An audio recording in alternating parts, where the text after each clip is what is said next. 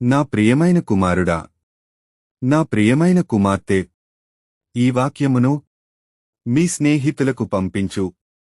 నేను మీ దేవుడైన యెహోవాను. మీరు దొంగిలింపకూడదు, బొంకకూడదు, ఒకనితో ఒకడు అబద్ధమాడకూడదు, నా నామమును బట్టి అబద్ధ ప్రమాణము చేయకూడదు, నీ దేవుని నామమును అపవిత్రపరచకూడదు. నేను యెహోవాను. నీ పొరుగువాని హింసింపకూడదు, వాని దోచుకొనకూడదు, కూలివాని కూలి మరునాటి వరకు నీ యొద్ద ఉంచుకొనకూడదు, చెవిటివాని తిట్టకూడదు, గ్రుడ్డివాని ఎదుట అడ్డము వేయకూడదు, నీ దేవునికి భయపడవలెను. నేను యెహోవాను.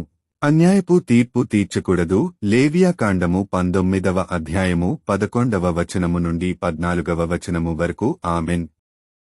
ధనవంతులగుటకు అపేక్షించువారు శోధనలోను ఉరిలోను అవివేకయుక్తములును హానికరములునైన అనేక దురాశలలోను పడుదురు. అట్టివి మనుష్యులను నష్టములోను నాశనములోను ముంచివేయును. ఎందుకనగా ధనాపేక్ష సమస్తమైన కీడులకు మూలము. కొందరు దానిని ఆశించి విశ్వాసము నుండి తొలగిపోయి నానాబాధలతో తమ్మును తామే పొడుచుకొనిరి. నీవైతే వీటివి విసర్జించి నీతిని, భక్తిని, విశ్వాసమును, ప్రేమను, ఓర్పును, సాత్వికమును సంపాదించుకొనుటకు ప్రయాసపడుము. నీవు నాకు తోడైయుందువు. నీ దుడ్డుకదయు నీ దండమును నన్ను ఆదరించును. నా శత్రువుల ఎదుట నీవు నాకు భోజనము సిద్ధపరచుదువు. నూనెతో నా తల అంటియున్నావు. నా గిన్నె నిండి పొర్లుచున్నది. నేను బ్రతుకు దినములన్నీ కృపాక్షేమములే నా వెంట వచ్చును. చిరకాలము యెహోవా మందిరములో నేను నివాసము చేసెదను. కీర్తనలు 23వ అధ్యాయము.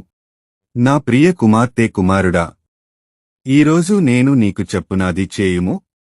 నీకు కలిగిన ఆహారములో కొద్దిగానైనను లేని వారికి ఇవ్వుము. అప్పుడు నీకు మెండుగా ఇచ్చెదను.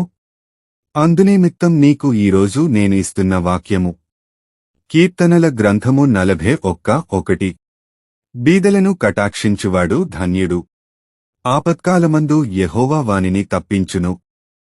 నోవహు తాగుబోతు, అబ్రాహాము వృద్ధుడు, శారా అసహనశీలి, యాకోబు మోసగాడు, మోషే నత్తివాడు, మిర్యాము మాటలమారి, ఏలియా నిరాశాపరుడు, గిద్యోను పిరికివాడు, దావీదు అక్రమ సంబంధం గలవాడు, యోనా పారిపోయినవాడు, మార్తా తొందరపాటు గలది, పేతురు దురుసుగలవాడు, తోమా అనుమానస్తుడు, పౌలు హంతకుడు, జక్కయ్య పొట్టివాడు, లాజరు మరణించిన రోగి.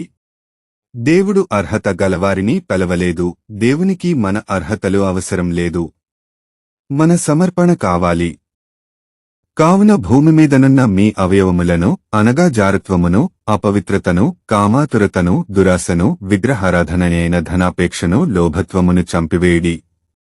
ఇప్పుడైతే మీరు కోపము, ఆగ్రహము, దుష్టత్వము, దూషణ, మీనోట బూతులు అను వీటినన్నిటినీ విసర్జించుడి.